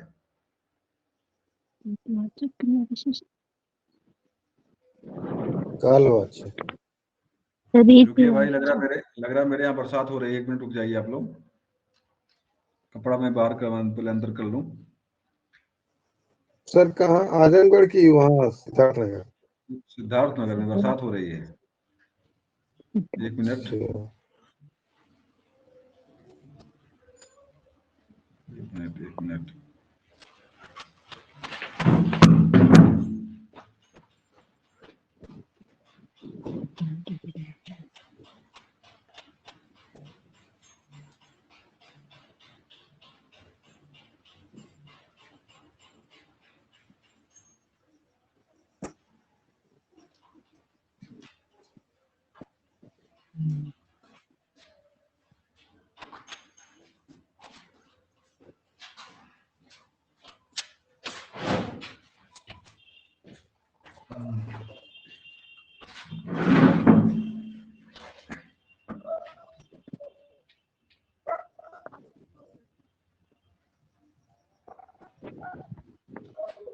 चलिए, पुनः स्वागत आप लोगों का है।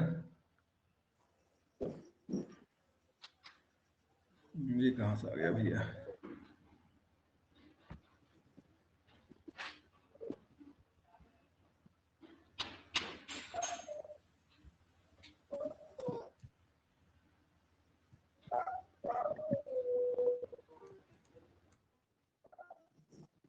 दिख रहा है आप लोगों को? स्क्रीन दिख रही है? जी दृश्य दिख रहा है। ये रिकॉर्डिंग तो लगी कि नहीं लगी है, चलिए ठीक है। वह फटाफट गाड़ी पर चढ़ गया, इस पंक्ति में फटाफट शब्द है क्या है? रीतिवाचक, क्रिया विशेषण है, गुणवाचक है, परिमाणवाचक है, कालवाचक? क्या सही करेंगे आप? रीतिवाचक है। क्रिया विशेषण। रीतिवाचक मतलब बताइए क्या होता है? रीति रीतिवाचक का मतलब क्या होता है, ये बताएगा इसमें? नहीं है, रीतिवाचक का नहीं है। तात्पर्य क्या है? एक तरह से तरीका मानिएगा इसको, क्रिया करने का तरीका जो है इसको रीत कह सकते हैं आप। से गाड़ी पर चढ़ कैसे रहा है? तो फटाफट चढ़ रहा है। और गुड़ का मतलब है कि धीरे चल, मतलब गुड़ का मतलब होता है कि भाई तीखा मीठा इस तरह की कोई चर्चा होगी तो आपका ये हो जाएगा। परिमाण मतलब होता है कि एक तरह से मान लीजिए आप, परिमाण का मतलब होता है कि मापन। नाप तौल कालवाचक का माप। मतलब होता है जो समय का बोध कराए। अभी मिलेगा तो 3 शब्दावली और अब आगे इसमें है। आशा अत्यंत मधुर गाना गाती है। ये यहाँ पे मधुर शब्द गुणवाचक। क्या बताइए? अब यहाँ पे मधुर गुणवाचक। मतलब मीठा है, तीखा है, किस तरह का है, ये सारी चीजें गुणवाचक आपकी, तो गुणवाचक सही हो जाएगा आपका यहाँ पे। तो ये आपका गुणवाचक सही हो जाएगा। यहाँ से अगला आ जाइए। ये लड़के दिन भर उधम मचाते हैं, इस पंक्ति में दिन भर शब्द क्या है? ये भी लगता है। यहाँ पर एक कालवाचक है। अच्छा, दिन भर ये दिन भर शब्द यहाँ पे क्या हो जाएगा? एक कालवाचक शब्द हो जाएगा। मतलब थोड़ा सा अंतर तीनों में समझ में आपको आ गया होगा क्या चीजें दोनों। यही नहीं समझ में आया, दिन भर कैसे कालवाचक।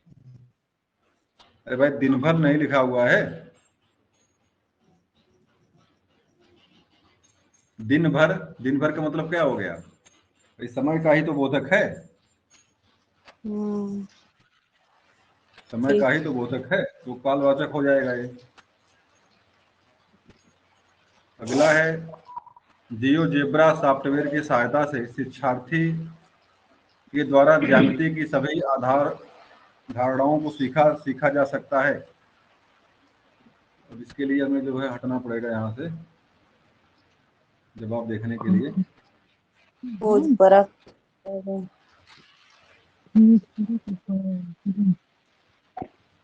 इसका देखिए जवाब क्या सही है। जवाब इसका डी वाला सही है, खोज परख उपागम। जी सर, इसी जियो टैगिंग होता है ना जियोजेब्रा से। अब इसके बारे में है क्या मुझे पता बहुत नहीं है, क्या चीज जियोजेब्रा है क्या मुझे पता बहुत नहीं इसके बारे में। अगला देखिए प्रश्न इसमें है, स्कूल का खेल विधि के जन्मदाता हैं Dalton, Montessori, Sigmund Freud, Froebel. Sir रोबेल तो आप लोग फ्रोबेल सही कर लेंगे। कुक देता है। हाँ, कुक यहाँ नहीं है ना, कुक होता तो कुक होता, कुक यहाँ है नहीं। कुक रहेगा तो आप कुक को सही करेंगे, फिलहाल कुक नहीं तो यहाँ पे आप फ्रोबेल को सही कर लीजिए।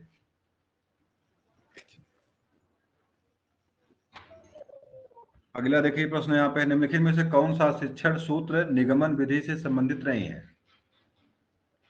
अज्ञात से ज्ञात की ओर, सूक्ष्म से स्थूल की ओर, सामान्य से विशिष्ट की ओर, नियम से उदाहरण की ओर।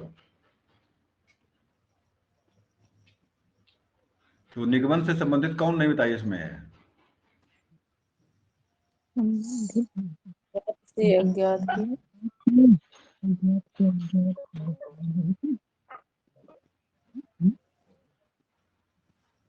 बताइए भाई।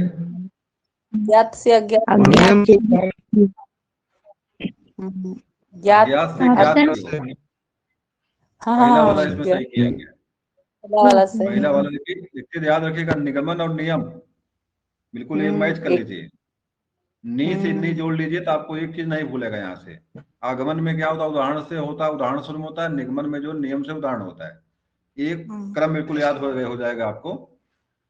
और नियम से उदाहरण अगर आपको याद हो गया तो सामान्य से विशिष्ट की ओर, सूक्ष्म से स्थूल की ओर और अज्ञात से ज्ञात की ओर। चलिए, पता नहीं क्या चक्कर इसका, मुझे समझ में आता जल्दी नहीं है भाई।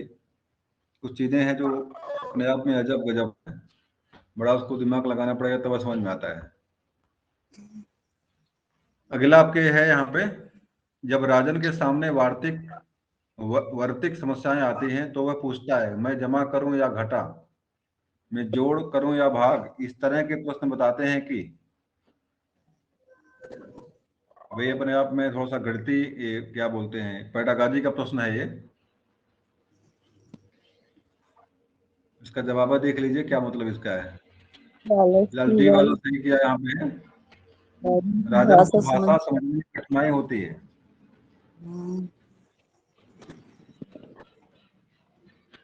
राजन को भाषा समझ की कठिनाई है। ये भी प्रश्न आपका उसी तरह से है।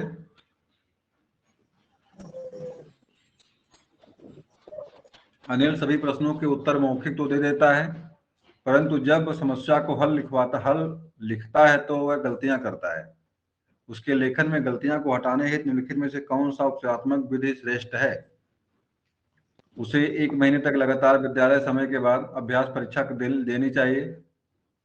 उसे ऐसे कार्य प्रपत्र रिक्त स्थान भरने को कहना चाहिए जिससे आंशिक रूप से समस्या हल हो गई हो। उसे प्रतिदिन 10 समस्याओं का कार्य देना चाहिए। उसे श्यामपट्ट पर समस्या हल कराने को कहना चाहिए। क्या सही करेंगे इसमें से? चौथा वाला। चलिए जवाब देख लीजिए। यहाँ पे बी वाला सही किया हुआ है। दूसरा, उसे ऐसे कार्य प्रपत्र रिक्त स्थान भरने को कहना चाहिए जिसमें आंशिक रूप से समस्या हल की गई हो। जो गलती करा उसको सुधारने की व्यवस्था है ये। अगला है, आगमन विधि निम्न में से किसके लिए उपयुक्त है। आगमन विधि सवाल को समझने के लिए, सवाल को बनाने के लिए, सवालों को सूत्र करने के लिए, सवालों को सूत्र द्वारा हल करने के लिए। यही चौथा वाला। डी वाला। यहाँ पे पहले क्या होता है, पहले यहाँ पे होता है उदाहरण, तब होता है सूत्र। उदाहरण पहले मिलेगा तब सूत्र रहेगा। सी वाला सही है, सूत्र यहाँ स्थापित पे सी करने। वाला सही किया है, सूत्र स्थापित करने के लिए।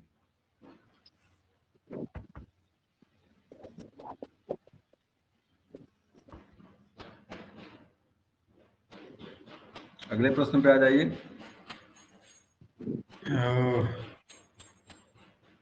एक शिक्षार्थी किसी विशेष आधार पर छांटने में, पैटर्नों को समझने में, संख्या और आकृतियों को नई परिस्थिति में जानने, समस्या बिताने और मापने परेशानी दर्शाता है। उसको निम्न में से किस समस्या के साथ डिस्कैलकुलिया हो सकता है। दृश्य स्मरण, दृश्य गत्यात्मक, संबंध समन्वय, दृश्य स्थानिक, कौशल, भाषा प्रयोग।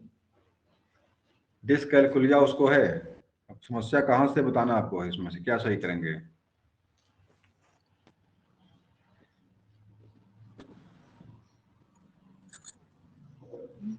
तो डिस्कैलकुलिया माने क्या होता है। गणित में विकार। डिस्कैलकुलिया माने होता है जोड़ने और समझने वाली समस्या, जोड़ने घटाने वाली समस्या जो होती है, गणितीय विकार कहते हैं इसको है। दृश्य स्थानिक कौशल, अभी सी वाला सही, तीसरा सही किया इसमें है। अपना ये लोग समझे भैया कैसे होता है।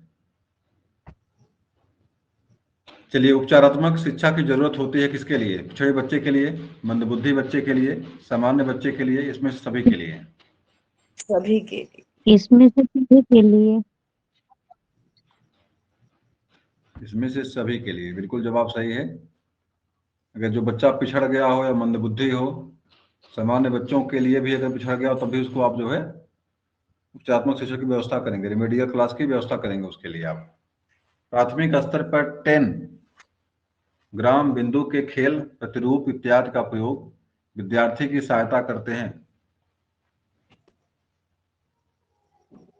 मूलभूत संक्रियाओं को समझने में, स्थानीय समझ की योग्यता में वृद्धि के लिए, परिकलन कौशल के संवर्धन में, संख्याओं की तुलना का बोध विकसित करने के लिए। इसका जवाब बी सही आपका है, स्थानीय मान की योग्यता में वृद्धि के लिए, स्थानिक समझ की योग्यता में वृद्धि के लिए।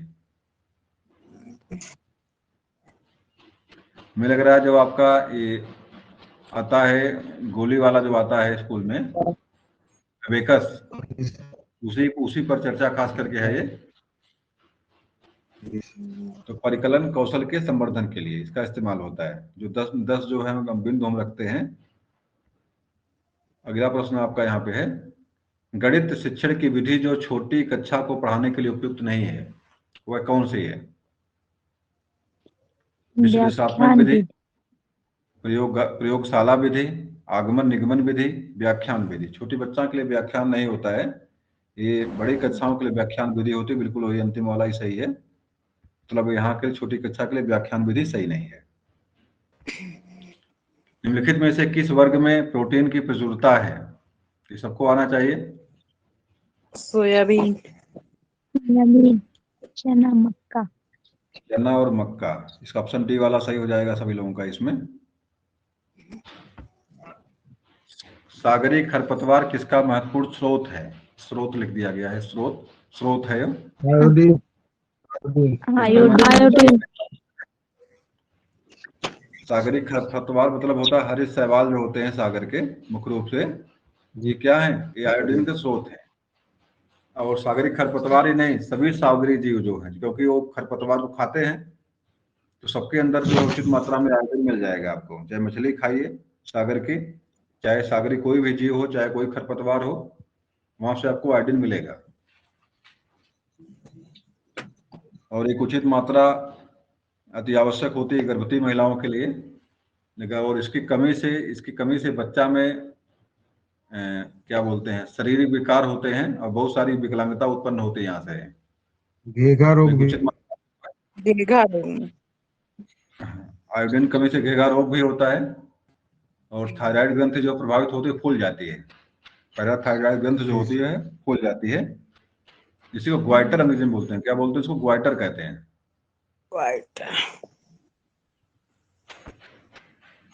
निम्नलिखित में से पृथ्वी में कौन सा पारिस्थितिकी तंत्र सबसे बड़ा है? समुद्र, वन, समुद्र, कृषि, रेगिस्तान।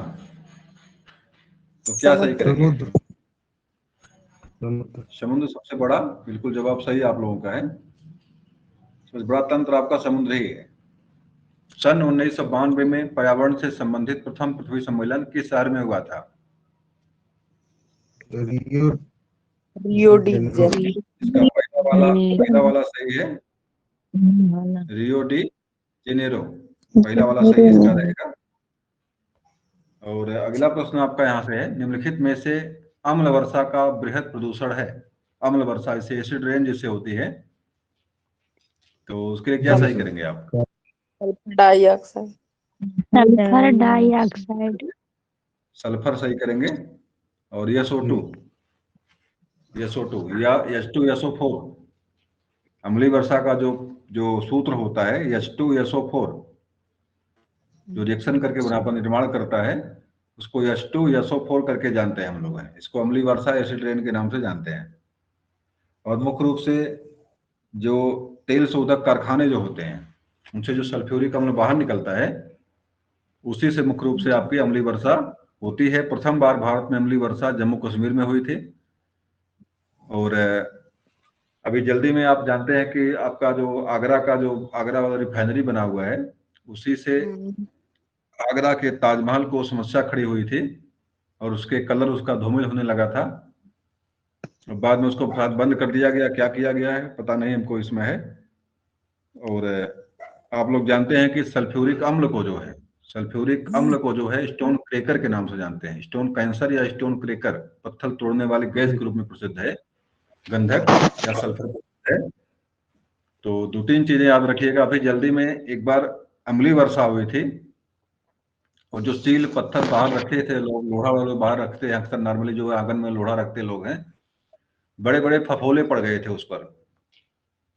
तो बाबा लोगों ने खूब लाभ उठाया था इसका, भाई आप दुर्गा माई काली माई चक्कर में जो आप ये सब समस्याएं खड़ी होंगी अब। तो बाबा के पास लोग गए थे, खूब लूटे लोग, बाबा लोग लूटे, मतलब पूरे गांव को। और हमें लग रहा है कि अभी 10-15 साल 10-12 साल पहले की बात है, मुझे याद है ये कि मतलब सेल रोडों पर बड़े बड़े फफोले चकत्ते पड़ गए एसिड रेन के कारण, पत्थर जो बाहर रखे हुए थे। और बाबा ने कहा कि अब काली माई और दुर्गा माई का प्रकोप है ये, और लोग लूटे बढ़े जाकर उसमें। तो जब तक हमारा विज्ञान बाकी जब तक नहीं जानेंगे हम, जब तक हम इस पर समझदारी हमारी नहीं विकसित होगी, तब तक ये सब चीजें लगातार जो है चमत्कार करके होती रहेगी, और कहीं न कहीं हम लोग पिसते रहेंगे इसमें। अगला प्रश्न आपका यहाँ पे है, भारत में प्रोजेक्ट टाइगर कार्यक्रम किस वर्ष प्रारंभ किया गया था? 1973। 1973। 73। तो उसका बी वाला सही है ऑप्शन आपका यहाँ पे। और वन्य जीव सुरक्षा अधिनियम कब बना था? 1972। 72 में बना था, और 73 में आपका टाइगर प्रोजेक्ट जो है लॉन्च हुआ था। मतलब प्रथम बार कहाँ पर प्रथम टाइगर प्रोजेक्ट कहाँ बना था भारत में? Jim Corbett. उत्तराखंड में जिम कॉर्बेट को प्रथम जो है टाइगर प्रोजेक्ट बनाया गया था उत्तराखंड में। अगला आ जाइए। क्वाशरकोर नामक रोग की कमी से होता है, मतलब ये रोग क्यों होता है? कार्बोहाइड्रेट कमी से होता है, प्रोटीन कमी से, विटामिन कमी से, आयोडीन कमी से? क्या सही करेंगे? प्रोटीन। प्रोटीन की। और प्रोटीन आपका है। प्रोटीन कमी से क्वाशरकोर रोग होता है। अगला प्रश्न देखिए, इसमें है पृथ्वी का उष्मायन का क्या अर्थ है? क्या सही करेंगे इसमें से? पृथ्वी का उष्मायन का कारण क्या है? दो वाला सर। उष्मायन ग्रीन हाउस गैसों द्वारा। Global warming. उष्मायन शब्द जी। मात्र जानिएगा, ग्लोबल वार्मिंग कहते हैं इसको। जी सर। ग्रीन हाउस गैसों द्वारा पृथ्वी। विश्व गर्माहट या वैश्विक गर्माहट या उष्मायन शब्द एक ही है, कुछ अलग नहीं है। तो बताइए कौन से गैस जिम्मेदार मुख्य रूप से इसमें है? ग्रीन हाउस गैसों द्वारा। ग्रीन हाउस गैसों द्वारा पृथ्वी के तापमान में वृद्धि। और ग्रीन हाउस गैसों मुख्य रूप से कौन सी गैस बताई जाती है?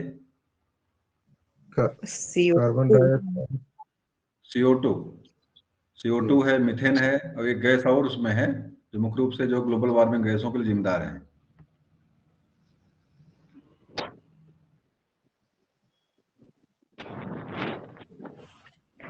चलिए, गणित के प्रश्न आ गए हैं, उसको हम छोड़ते हैं।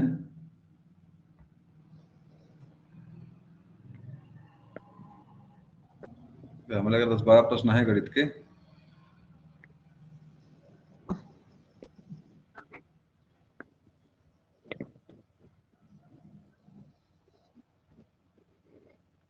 चलिए, अगला प्रश्न आपका है यहाँ पे, लोकतंत्र के दो दो रूप कौन से हैं? लोकतंत्र के दो रूप कौन से हैं? संसदीय और अध्यक्षात्मक, प्रत्यक्ष और अप्रत्यक्ष, राजतंत्रीय और गणतंत्रीय। संसदीय और राजतंत्रीय इसका और यही पहला गणतंत्रीय। वाला नहीं, नहीं, देखिए ये लोकतंत्र के रूप नहीं है, राजतंत्र जो आपका है। पहला राजतंत्र सही है लोकतंत्र, तो संसदीय और अध्यक्षात्मक ये पहला वाला सही इसका जवाब रहेगा आपका। पहला वाला ही जवाब आपका सही है। संसदीय और अध्यक्षीय, ये अध्यक्षात्मक जो आपका है, पहला वाला जवाब आपका सही रहेगा यहाँ से। अगला, मलेरिया किस अंग को प्रभावित करता है? अतड़ियों को, फेफड़ों को, जिगर को, तिल्ली को? तिल्ली को। का जवाब है तिल्ली। अब तिल्ली माने क्या होता है भाई, विज्ञान वाले बता सकते हैं तिल्ली माने क्या होता है। तो मलेरिया रोग का बताओ कारण क्या है? परजीवी कौन सा इसका है? मलेरिया रोग का परजीवी कौन सा है? फिलीज मादा मच्छर। उसमें एक परजीवी, उस मच्छर में एक परजीवी होता है। जी। नॉर्मली तो यही पूछता है कि मच्छर जिम्मेदार कौन सा है। उस मच्छर के अंदर भी एक परजीवी निवास करता है, वही मलेरिया फैलाता है, परजीवी। लेकिन मुख्य रूप से जी। आपका मादा एनाफीड ही परीक्षा में पूछता है मलेरिया का जिम्मेदार कौन सा है, तो उसका जवाब क्या रहेगा आपका? मादा एनाफीड। मादा माने कभी कभी मादा शब्द चेंज कर लेता है, और वहां पर पत्नी स्त्री देता है, स्त्री मादा, ये नहीं स्त्री एनाफीज। कभी देकर दुविधा में डाल देगा आपको, कभी कभी शब्दावली बदल करके भी आपको दुविधा में डाल देगा।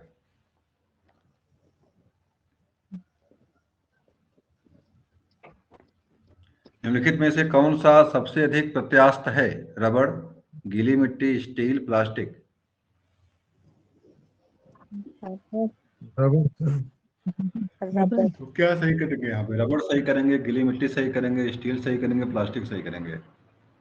रबड़। रबड़। इसका जवाब स्टील है आपका।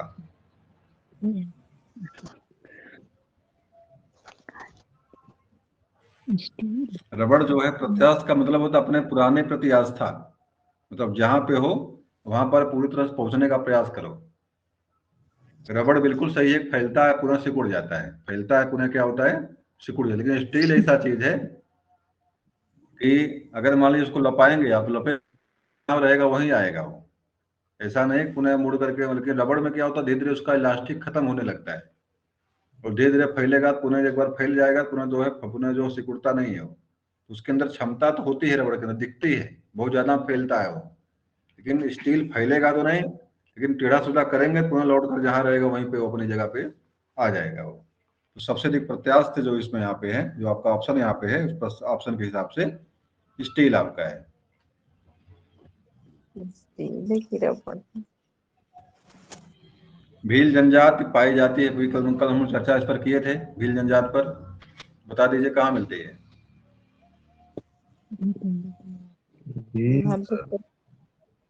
मध्य प्रदेश। इसका जवाब शायद एमपी है, और भारत की सबसे बड़ी जनजाति है भील जनजाति, एमपी में, एमपी मिलती है।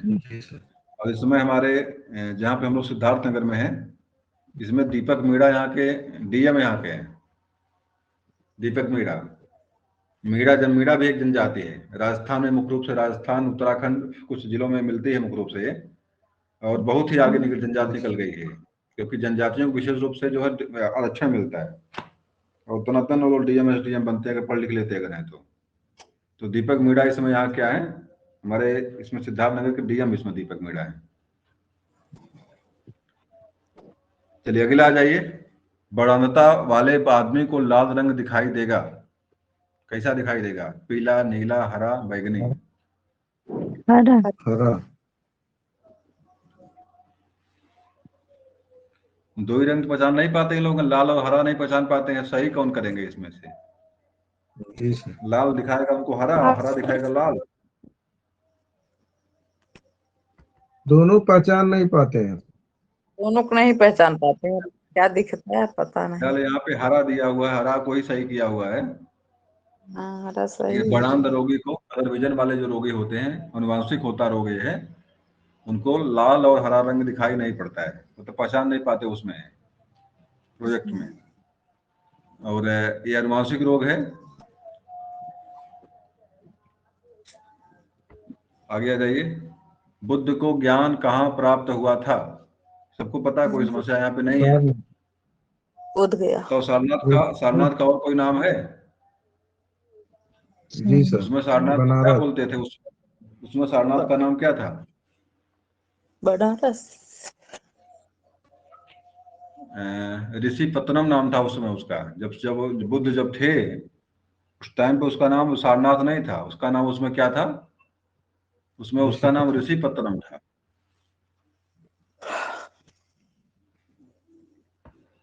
चलिए खत्म होने वाला है, 10 प्रश्न और बचे सर हुए हैं। पहला उपदेश दिए थे, सारनाथ में ही दिए थे, लेकिन उसका नाम हाँ उसमें तो उसमें उसका नाम ऋषि पत्तनम था। ज्ञान प्राप्त हुआ था ना। बोध गया में ज्ञान प्राप्त हुआ। जी सर। ज्ञान प्राप्त उनको बोध गया में हुआ था, बिहार में उनको ज्ञान मिला था। जी सर। और उनको प्रथम उपदेश अपना धर्म चक्र प्रवर्तन जब रसूल में किए थे तो सारनाथ में ही किए थे। तो 4 प्रथम शिष्यों को धर्म दिए थे, 4 शिष्यों को उन्होंने सर्वप्रथम जो है अपना उपदेश दिया था। जहाँ पे चंद्रगुप्त के दरबार में सेल्यूकस के एक दूत भेजा था जिसका नाम था, इस पर भी चर्चा हम लोग कई बार कर चुके हैं, कल भी चर्चा हमने इस पर किया था मेगास्थनीज को लेकर के। इसकी पुस्तक का नाम बताइए भाई, क्या लिखा है इसने?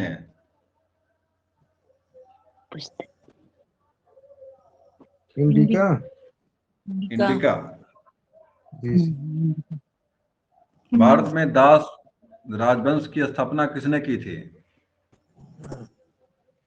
कुतुबुद्दीन दीन कुतुबुद्दीन चलिए, कुतुबुद्दीन ऐबक ने किया था, बिल्कुल सही है। और इल्तुतमिश को दास वंश का वास्तविक संस्थापक कहते हैं। इल्तुतमिश को दास वंश का क्या था, वास्तविक संस्थापक था। मोहम्मद गोरी ने भारत में जो है क्या किया था, मोहम्मद गोरी ने तराई का युद्ध जब हुआ था, प्रथम द्वितीय युद्ध में प्रथम बार जो है इतने से इसी ने शुरुआत किया था। यहाँ पे आ जाइए, अगला प्रश्न यहाँ पे है। पृथ्वीराज चौहान को हराया था। भारतीय मानक समय किस रेखा पर अपनाया जाता है, बहुत इंपॉर्टेंट है, परीक्षा में कई बार प्रश्न यहाँ से, बार बार प्रश्न यहाँ से आते हैं। क्या सही करेंगे? 82 जीरो अक्षांश नहीं। रेखा से। 82 मानक समय है, हम ये नहीं अगर मामला गड़बड़ है। 82 ऑप्शन बी सही है सर। ऑप्शन बी सही यहाँ पे है। 82 82.5। 5 का मतलब यहाँ पे 30 मानिए आप। 5 का मतलब यहाँ पे क्या है, 30 है, क्योंकि आधा 5 मतलब होता है आधा, आधा का मतलब 30 है। कहीं कहीं आपको 82.5 मिलेगा, कहीं कहीं पे 3 शून्य मिलेगा, कहीं कहीं बटे 2 लिखा मिलेगा। लेकिन एक चीज याद रखिएगा, ई और ईस्ट और वेस्ट याद रखिएगा। ई माने होता है पूरब, पूरब में है ये। और कहीं कहीं पे आपको पूर्वी लिखा मिलेगा, पूर्वी कहीं लिखेगा मिलेगा पश्चिमी। तो दोनों दिमाग में रखिएगा आप लोग जो है, क्योंकि भारत जो है आपके धरती के जो गोलार्ध है, उत्तरी गोलार्ध में स्थित है, बिल्कुल सही है, लेकिन साथ में पूरब में स्थित है 82.5 अंश। और भारत का इलाहाबाद का नैनी जगह हुआ है जहां पर ये रेखा, देशांतर रेखा अगर टच करती है उसको। अगला पे आ जाइए, अगला प्रश्न आपका है। तट पर अधिक बल के साथ पहुंचने वाली भूकंपीय सागर तरंगों, ज्वार भाटा, सुनामी, धारा, चक्रवात। ज्वार भाटा और भाटा इसका जवाब है सुनामी। जी ज्वार भाटा इसका जवाब है सुनामी। और सुनामी शब्द आपके जापानी भाषा परीक्षा में कई बार प्रश्न ये भी किया हुआ है, किस भाषा का शब्द है ये। इसका जवाब क्या रहेगा आपका, जापानी भाषा का शब्द है ये। ज्वार भाटा जो है दिन भर में 2 बार ज्वार भाटा आपके आता है। दोपहर के बाद जो है समुद्र का जो है स्तर बढ़ने लगता है, खिंचाव बढ़ता है, पुनः जो घटने आधी रात के बाद घटता है। और चक्रवात के बारे में आप जान ही रहे हैं, साइक्लोन जो होता है।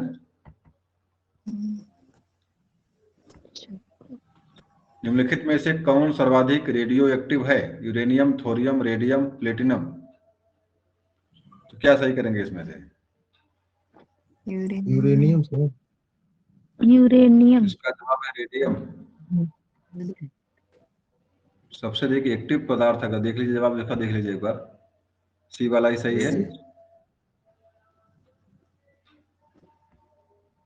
भारत की किस नदी को वृद्ध गंगा कहा, भी परीक्षा में भी बताया था मैंने आपको, इस पर चर्चा इस पर हुई थी।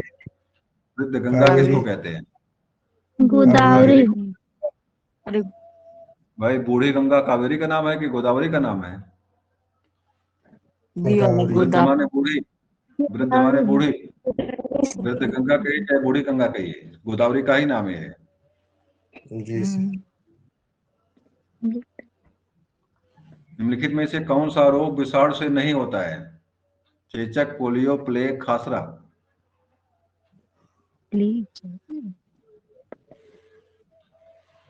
मतलब इसका मतलब कौन सा रोग जीवाणु से होता है बताना है आपको। प्लेग पसुरेला से होता है, यह प्लेग ही, ये चूहा से फैलता खास करके है ये। तो प्लेग ही होना चाहिए, प्लेग ही है, क्योंकि चेचक भी आपका वायरस ही है, पोलियो वायरस ही करे, और खसरा भी आपका वायरस ही है। प्लेग ही ऐसा है आपका यहाँ पे जो बैक्टीरिया से होता है। चलिए, आपका ये 2, तो हमें लग रहा है 2 प्रश्न आपके जो हैं इससे हैं, रीजनिंग से हैं ये। चलिए, रीजनिंग से प्रश्न है बाकी, अब 2-3 आपके रीजनिंग प्रश्न 4 अंक वाले रीजनिंग के। तो आप लोगों की श्रृंखला भी समाप्त होती है। चलिए, बहुत बहुत धन्यवाद आप लोगों को जुड़े रहने के लिए अभी तक। जी सर, आपको क्लास को भी समाप्त करते हैं। आप सभी लोगों को शुभ रात्रि। सर आपको